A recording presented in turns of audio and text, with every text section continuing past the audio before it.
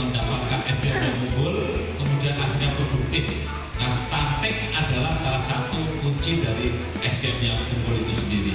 Ada beberapa hal data yang bisa kami sampaikan di sini.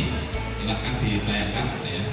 Karena apa? Dependensi rasionya itu sikil itu selalu di atas 50. Jadi bonusnya itu belum kelihatan. Jadi belum kelihatan ada tanda-tanda bonusnya kapan itu belum kelihatan. Karena mungkin Pak ya, balitanya banyak, kemudian juga yang tenaga produktifnya mungkin tidak terlalu banyak, mungkin orang tuanya juga tidak terlalu banyak juga, tetapi mungkin karena balitanya terlalu banyak.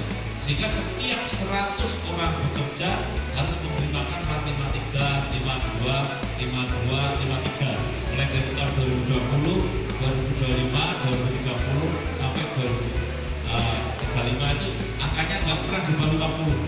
Nah, oleh karena itu sikil bisa berubah dari kondisi seperti ini kalau ada gerakan yang sifatnya masif. Salam BKKBN.